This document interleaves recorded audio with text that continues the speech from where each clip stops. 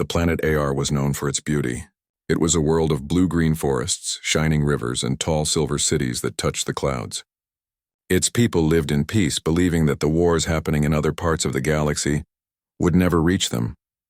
For hundreds of years, Elra had been a symbol of hope, a place where art, science, and kindness flourished together. But peace is a fragile thing, and one day that peace began to crack. From the dark side of the galaxy came a force known as the Vornax Collective. They were not diplomats or traitors. They were conquerors. The Vorax moved like a storm, destroying everything in their path. Planet after planet fell to their hunger for power, and soon their eyes turned toward Elra. At first, the Allians didn't believe the rumors. They thought the stories of destruction were exaggerated, just the usual galactic gossip. But then the first Vornax ships appeared in their skies. The invasion began with silence. No warning, no message, only fire. Their defensive satellites were burned from orbit. Their communication relays cut off, and their proud navy was crushed in a single day. Entire cities went dark. Families fled to the mountains, hiding wherever they could. The people of Era were not warriors. They had no great armies, only scientists, doctors, and teachers. They believed in reason, not violence. But reason could not stop plasma fire or the roar of alien warships. In desperation, the Ally Council gathered in their underground capital. Their faces were pale, their voices shaking. They had lost half their territory in less than a week. The Vornax were merciless. They took prisoners only to use them as living shields. The council argued through the night. Some said they should surrender and beg for mercy. Others shouted that mercy did not exist in the heart of the Vornax. Every plan they made crumbled under the weight of fear. And then one young diplomat named LRA spoke up. She reminded them that there was still one place they had not turned to for help. A world that everyone feared to even mention in meetings. Earth. The word hung in the air like a curse. Earth was known throughout the galaxy as a death world. It was a place so harsh that every species that had studied it declared it uninhabitable. Its storms could flatten cities. Its wildlife could kill in seconds, and its diseases were older than most civilizations. But somehow humans, those strange, resilient beings, had not only survived there, they had thrived. They had risen from the mud and clawed their way into the stars. To most peaceful species, humans were a mystery, a contradiction. They laughed louder, loved harder, and fought like demons when cornered. The galaxy respected them, but it also feared them. The Ally Council had once signed treaties with human colonies, but they had never worked closely with Earth itself. The humans had their own wars to fight, their own conflicts to manage, and besides, no one asked the Death Worlders for help unless they had no other choice. Now had reached that point. Their armies were gone, their cities burning. The Council finally agreed to send a message. It was short and desperate. To the people of Earth, we are under attack by the Vorax Collective. We request assistance in any form you can give. We seek aid, not war. Please help us. The message was sent into deep space, carried on frequencies that would take hours to reach Earth's nearest listening posts. No one expected a reply. Some council members even thought the humans wouldn't care. After all, what could possibly make a species like them help strangers on a faraway planet? LRA, however, believed differently. She had met a human once, a soldier named Marcus, during a peace conference years ago. He had told her something that stuck in her mind ever since. When humans care, he said, we care with everything we have. But when we fight to end it. She hoped those words meant something. Days passed. The Vornax closed in tighter and people began to lose hope. Refugee ships fled into space, but few made it past the blockade. Children cried in the shelters.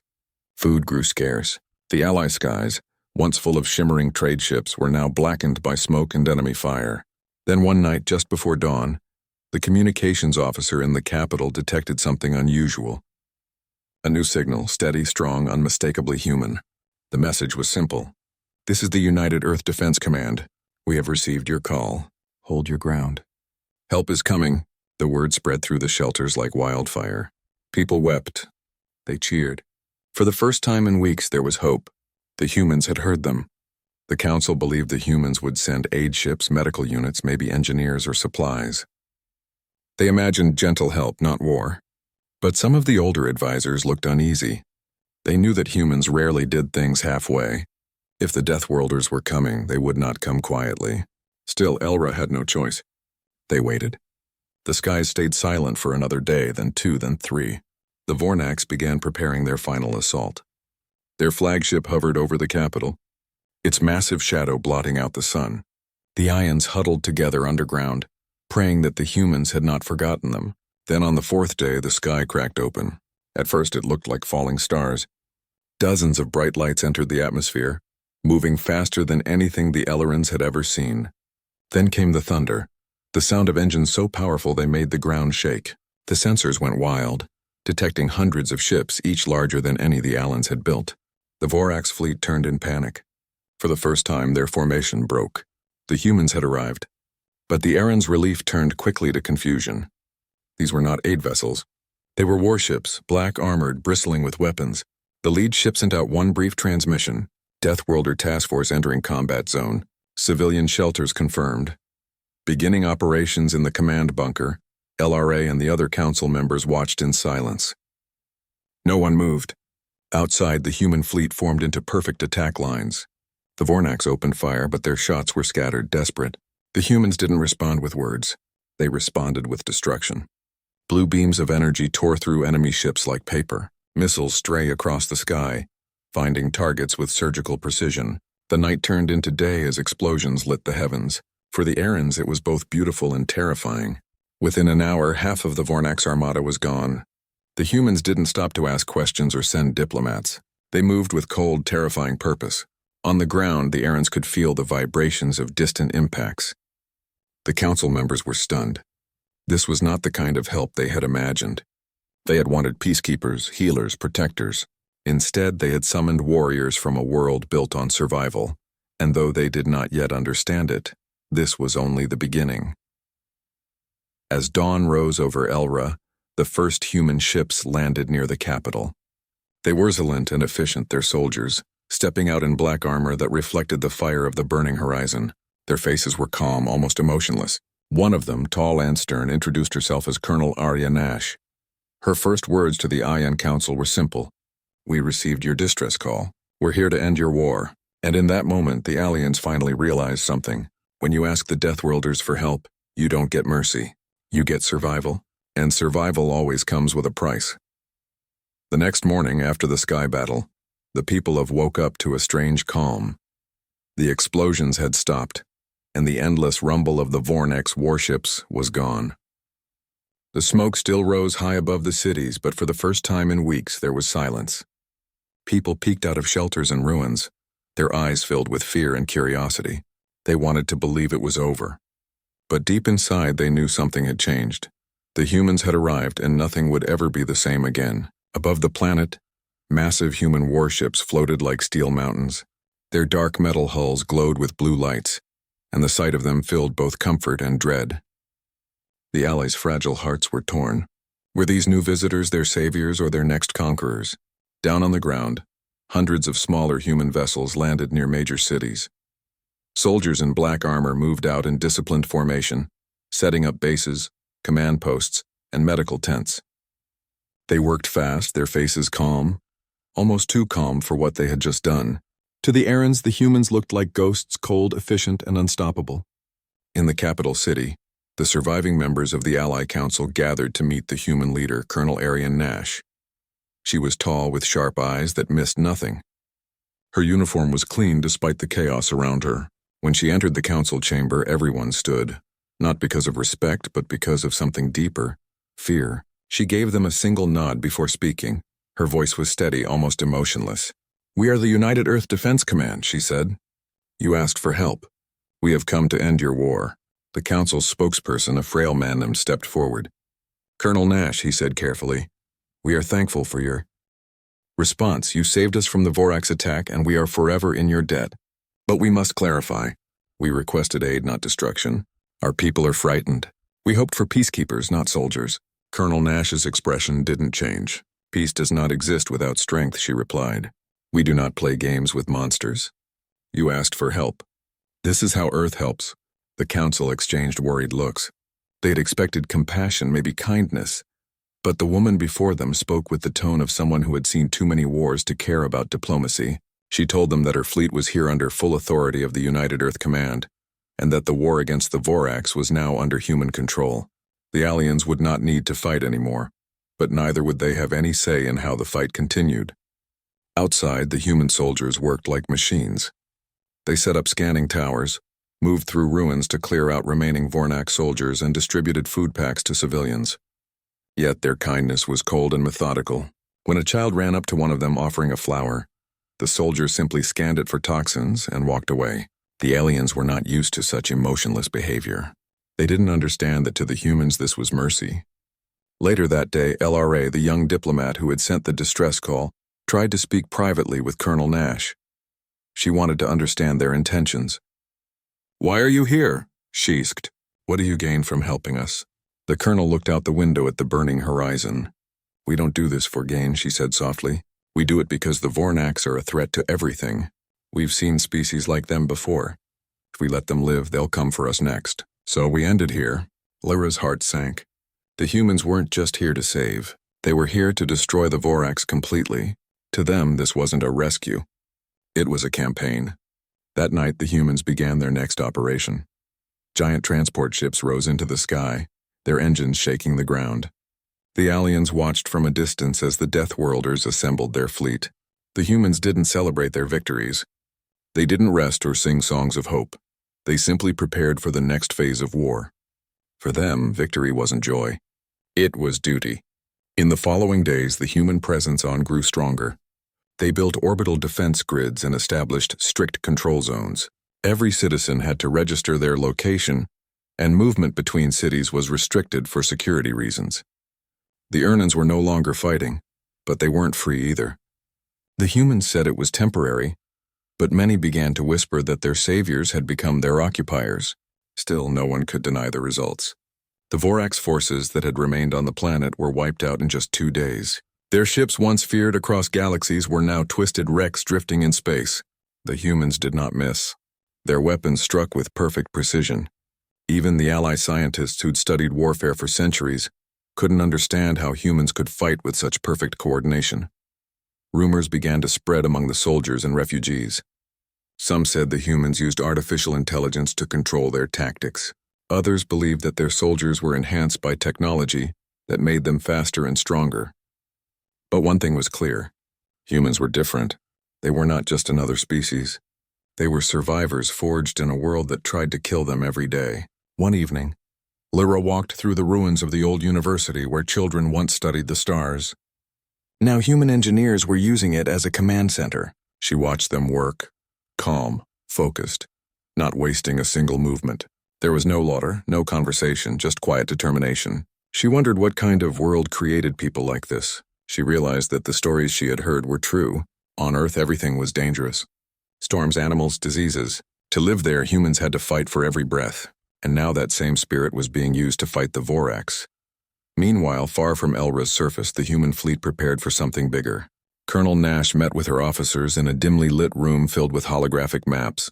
They had already traced the source of the Vornaks invasion to 3 nearby systems. Her plan was simple. Strike first, strike hard, and leave nothing standing. One of her lieutenants asked, "What about the Allians? Should we include them in our plans?" Nash shook her head. "No, they've seen enough. We'll handle the rest. They called for help, but they wouldn't understand our kind of help." The next day, the human fleet launched. Thousands of thrusters ignited at once, turning the night sky into a river of fire.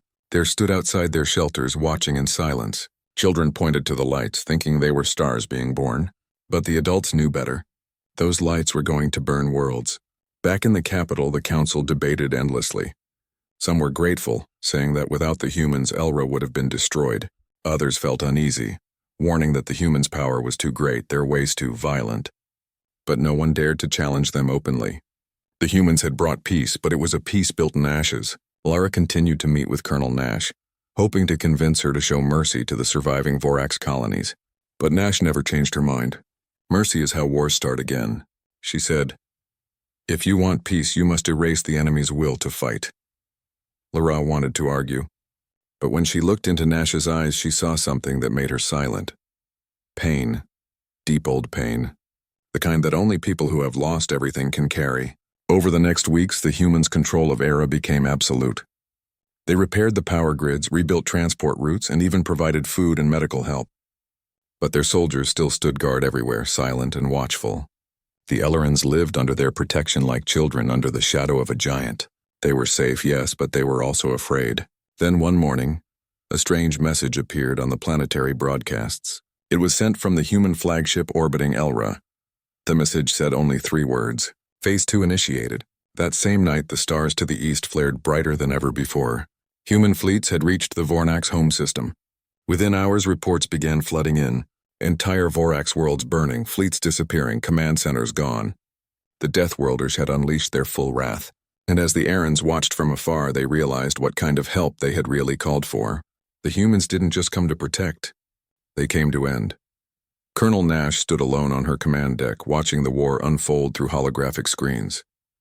Her face was calm, her voice steady as she gave the final order. No survivors, no return. Far below, on the quiet streets of Elra, Laura looked up at the glowing sky and whispered to herself, "What have we done?" The sky over Elra turned red. It was not the soft red of sunset, but a deep, burning red that came from explosions far above the atmosphere. The humans had begun their full attack on the Vornax. From the ground, it looked like the heavens themselves were on fire. People gathered outside, staring up in silence. The stars they had once admired for their beauty were now hidden behind clouds of smoke and light. The Death Worlders had unleashed destruction like the galaxy had never seen before. High above, the human fleet moved with terrifying precision. Their ships were huge and powerful, but they didn't move like heavy machines. They moved like predators, fast and smooth, each one knowing its place in the hunt. The Vornax tried to fight back, but their weapons couldn't even scratch the humans' defenses. Every time a Vornax ship fired, 5 human ships responded instantly, their energy beams slicing through enemy hulls like blades through paper. Colonel Arya Nash stood on the bridge of her flagship. The UE Dressalute, her eyes fixed on the glowing battle screen. Her voice was calm as she gave orders. Target sectors 3 and 5. Leave no survivors. Her officers responded with crisp precision. No hesitation, no emotion. The humans didn't fight for glory. They fought to end things quickly, completely. On the surface, the ally watched in both awe and horror. LRA stood on the roof of the old council building, her heart racing. She could see the trails of human missiles streaking across the sky. Every time one hit, a new explosion lit the night. She had never seen such power. It was beautiful and terrible at the same time. "They're destroying everything," she whispered. Next to her, a soldier replied, "That's how humans make peace." The human army began its ground assault soon after.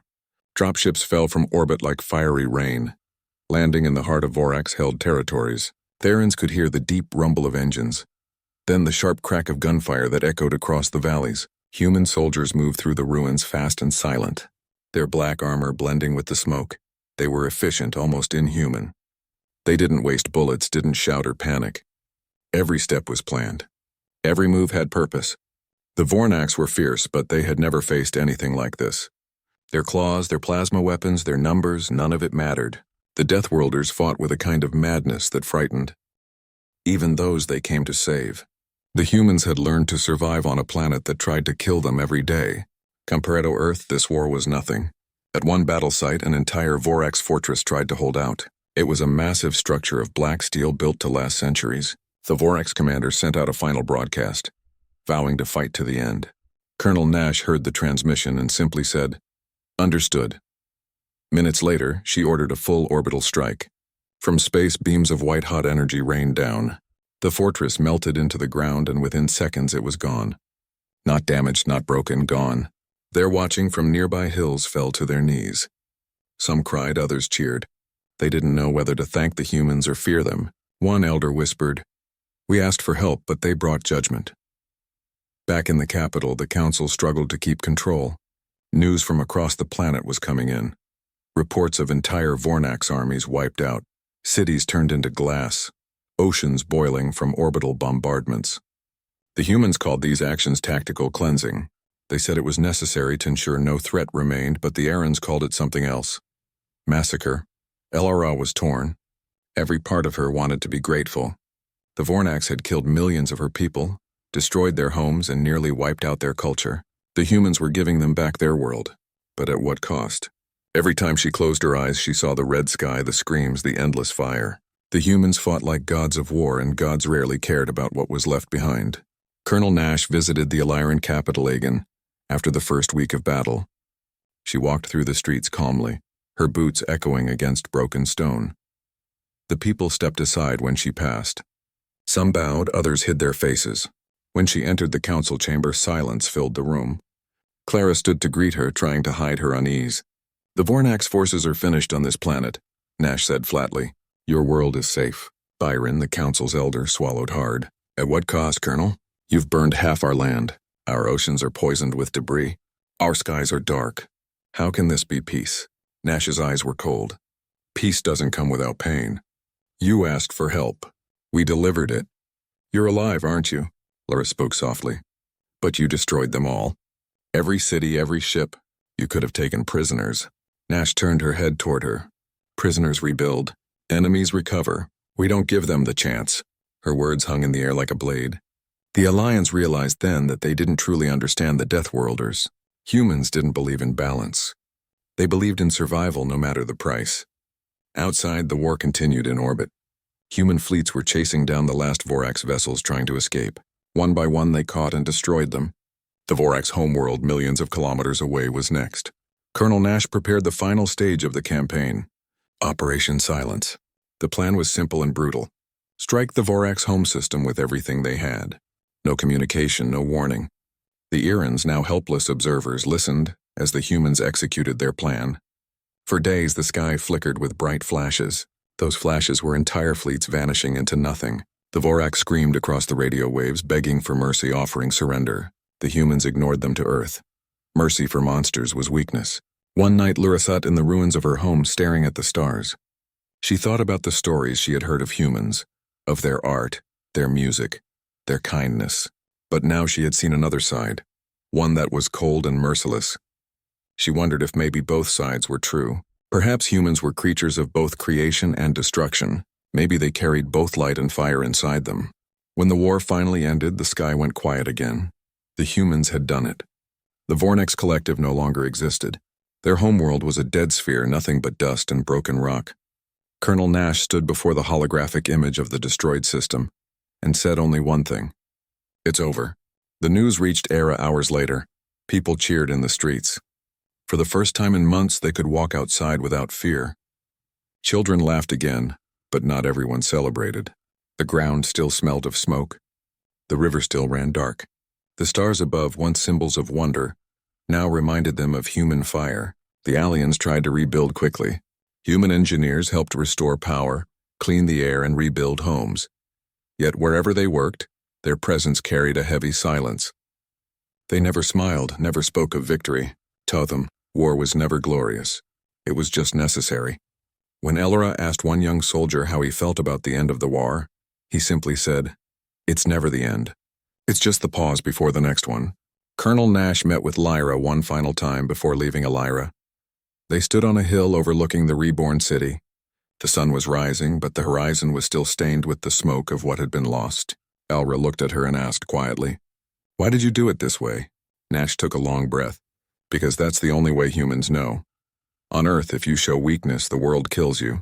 Our storms drown you. Our beasts eat you. Our own kind fights you.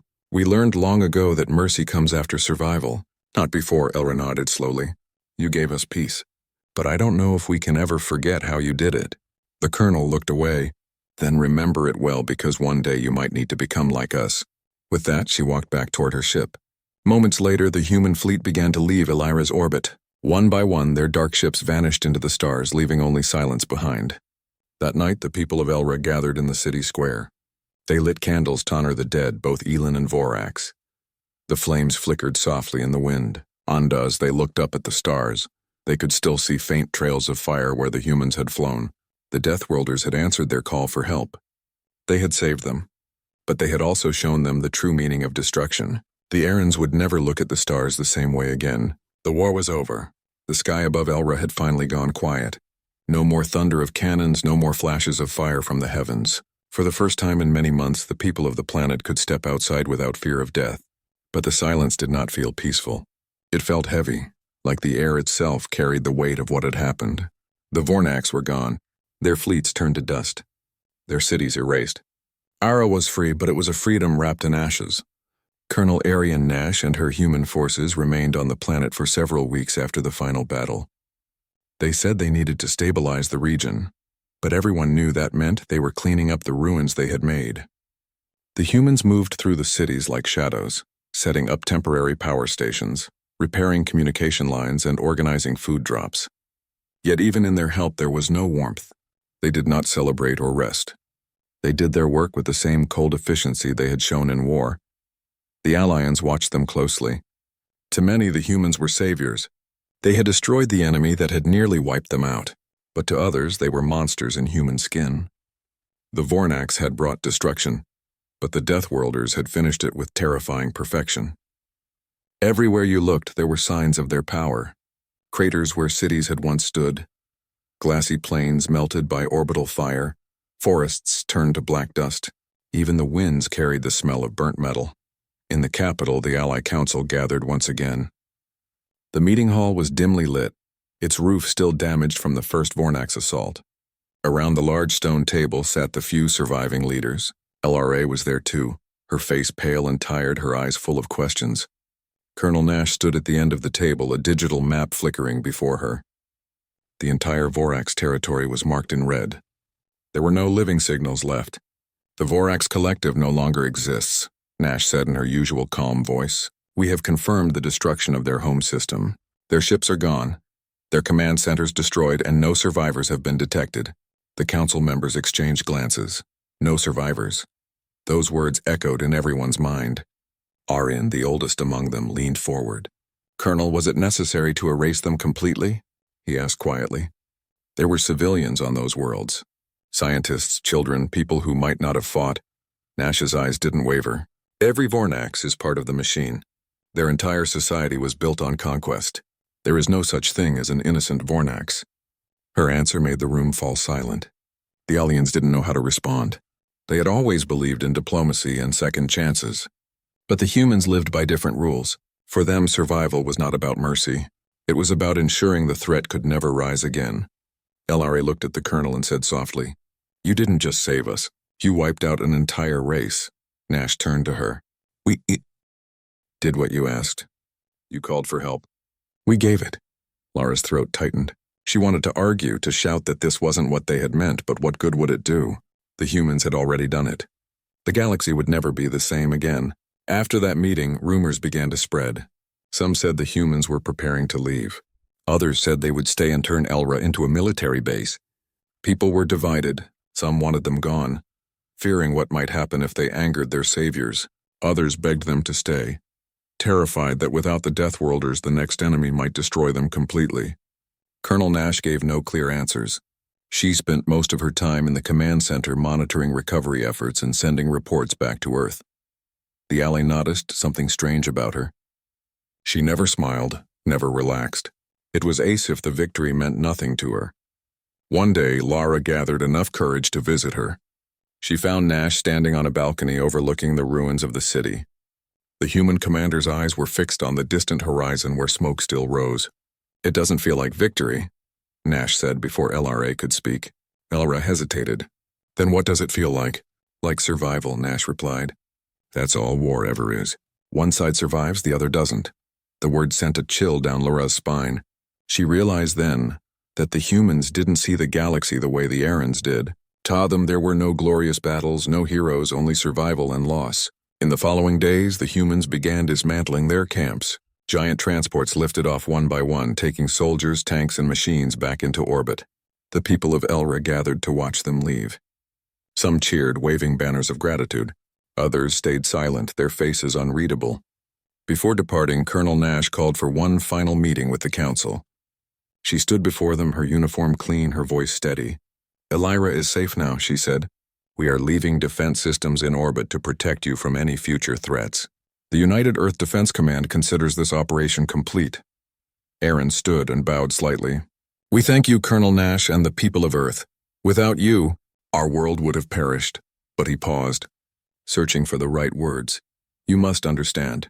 Our people are struggling with what has happened. So much destruction, so many lives lost, they need time to heal. Nash nodded. Time heals nothing. Only strength does, remember that. Her tone was not cruel, just final. With that, she turned and left the hall. When the human fleet finally rose into the sky, their engines lit up the horizon one last time. The sound of their departure rolled through the valleys like distant thunder, and then they were gone. For days after, Era was silent again. But it was not the same kind of silence as before. It was the silence of ghosts, of memories that refused to fade. The people began rebuilding their homes, planting new gardens where ashes had once been.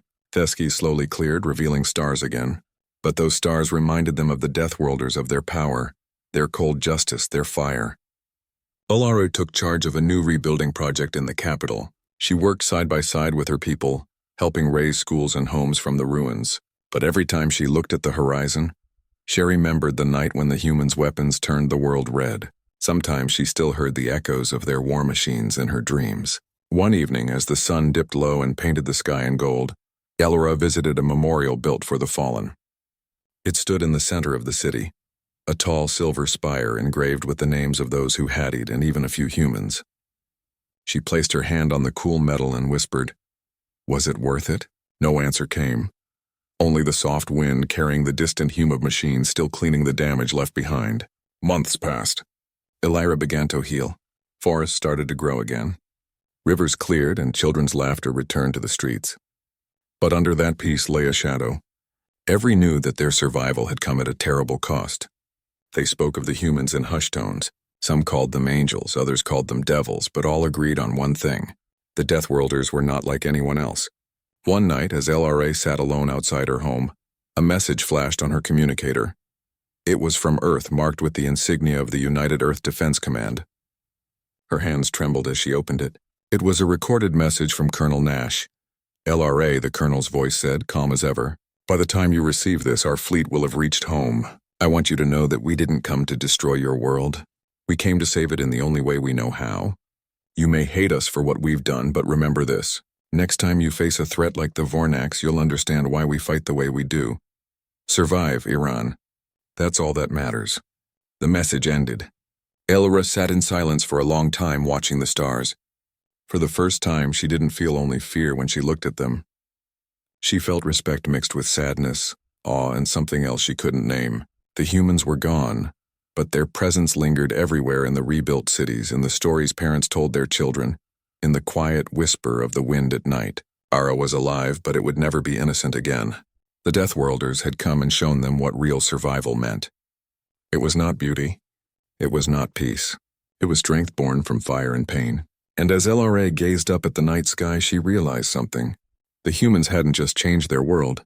They had changed the way the alley saw the universe. From that day on, every alley child grew up knowing two truths. One, there are monsters in the stars. And two, sometimes those monsters come wearing human faces. The war had ended, but Elra was changed forever. The people walked through their cities cautiously, as if each step could remind them of the fire that had once burned the world. The streets, once bustling with life, were slowly being rebuilt. Homes that had been shattered were replaced with new ones. Schools were reopening, and markets slowly filled again with traders. Yet, for all the recovery, there carried a tension that never fully disappeared. The memory of the human arrival lingered like a shadow. Every person who had survived the Vorax invasion knew they owed their lives to the Deathworlders, but they also feared the power that had delivered them. The human fleet had left, but their presence had marked a ways that would never fade. Children whispered stories of the colossal black ships that had blocked out the sky. And teenagers dreamed of the strange, cold-faced soldiers who had walked through their cities without speaking. Elders debated in quiet corners about the morality of what had happened. Had humanity saved them, or had they brought a new kind of fear into the universe? The answers were not simple. Every day as Elrons rebuilt, they remembered the sky painted red with fire, the beams of light that had cut through the enemy, and the silent efficiency with which the humans had moved. LRA walked through the city every day, overseeing reconstruction and helping her people adapt to the aftermath. She had changed, too.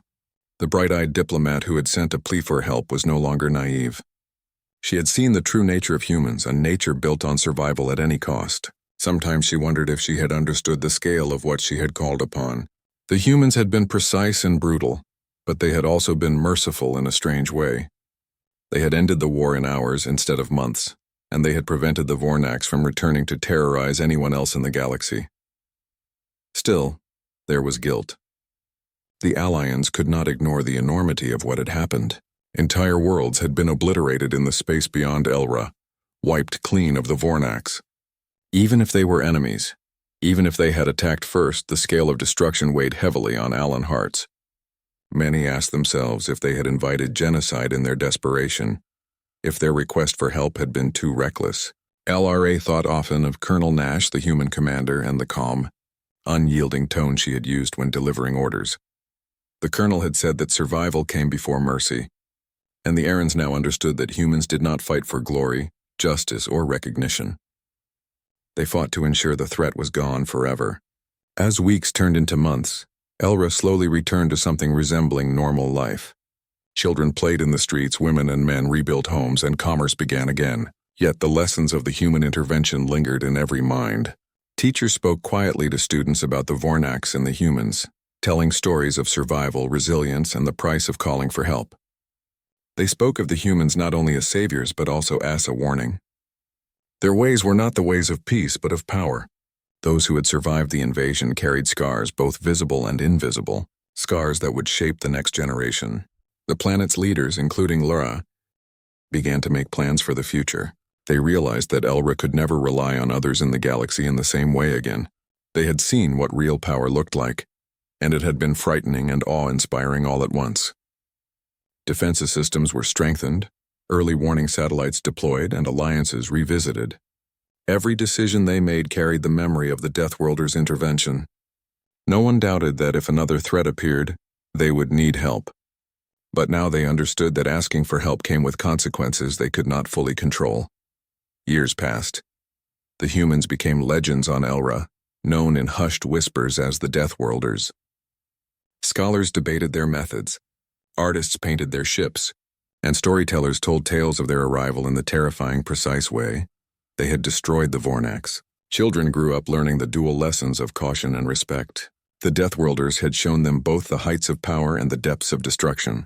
In schools, teachers used the human intervention as an example, not to glorify war, but to teach resilience strategy and the importance of understanding that survival sometimes required hard choices. Elra itself began to prosper again, but a subtle tension lingered in the air. Citizens were freer, safer, and more confident than during the Vorax invasion. Yet the memory of the humans' arrival reminded them that safety came at a price. Every war memorial, every rebuilt city carried the memory of human firepower. Even as nature returned to the forests and rivers, the scars in the land, craters, scorched earth, and ruins remained as a permanent reminder of how quickly the world could be torn apart and rebuilt. In the halls of the government, Lyra often reflected on the humans' parting words. Colonel Nash had reminded them that survival mattered above all else. It was a message that resonated deeply with the Allians, even as they disagreed with the methods. They understood now that the humans had saved lives in the only way they knew how, but the moral complexity of it left questions unanswered. Could they ever reconcile the gratitude they felt with the fear and awe the Deathers inspired? Could they ever forget the red skies, the beams of light, and the silent soldiers moving like shadows through the ruined cities? Some Illans tried to document the war in detail, keeping journals, writing reports, and even creating small museums of remembrance. They collected artifacts from the battles, pieces of Vornak ships and photographs of human soldiers taken from a distance. The stories emphasized not only the power of the humans, but also the cautionary lesson that help from such beings was absolute and final. Nothing could stand against them. Not strategy, not numbers, not pleading. Despite the fear and awe, there were those who felt inspired. The Deathworlders had shown that survival required strength, precision, and fearlessness. Illyrian scientists studied human tactics, trying to learn what they could, not to emulate the humans fully, but to ensure that if another threat arose, would be ready. The people began to train more seriously, building stronger defenses, honing technology, and preparing for a future where the galaxy was no longer safe. Yet even as Elra looked to the future, the shadow of the humans lingered. Children grew up with stories of their power. Adolescents whispered about their cold efficiency, and adults debated what it meant to have called for help. The humans had left, but their presence had shaped every decision on the planet. Elra was alive, but its perspective on the universe had shifted permanently. The galaxy was no longer a place where one could simply hope for peace. It was a place where strength, power, and decisiveness determined survival. LRA herself often walked alone at night, looking up at the stars and remembering the day the humans arrived. She remembered the sudden fire in the sky, the rumble of engines, and the precise, unrelenting destruction of the Vornax. She remembered Colonel Nash's eyes, cold yet filled with purpose, and she remembered the lesson that survival sometimes required choices no one wanted to make, and that help when it came could be both a gift and a warning. As Elra continued to rebuild, the planet's people began to redefine themselves. They were no longer just survivors of the Vornax. They were survivors of the humans' arrival as well. The duality of their experience, fear and gratitude, awe and moral uncertainty became the foundation for their culture. Songs, stories, and plays depicted both the terror and the salvation, teaching future generations to respect power, understand consequences, and value survival. In the years that followed, Elra became a beacon in its sector of the galaxy. Its people were stronger, wiser, and more united. They had learned lessons about power, responsibility, and the importance of preparation. But the presence of humans in their history remained a constant reminder of the universe's danger. Whenever Illyrians looked at the stars, they thought not only of possibility and wonder, but also of the Deathworlders, the beings who had shown them both mercy and absolute force. Elra thrived in time, yet it was impossible to forget what had been done in their name. Humanity's intervention had saved lives, destroyed enemies, and changed the balance of the galaxy. The ally knew that one day other worlds might need help, and one day they might have to face decisions as terrifying as the ones the humans had made. And when that day came, they would remember the red skies, the cold soldiers, and the lesson that had been written across their planet. Survival mattered above all else, and sometimes it came with a cost that could never be undone.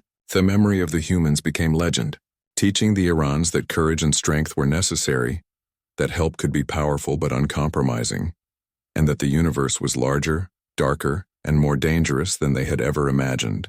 And as generations passed, the people of Elra continued to rebuild, thrive, and look to the stars, carrying with them the story of the day the Deathworlders came and the day Elra learned what survival truly meant.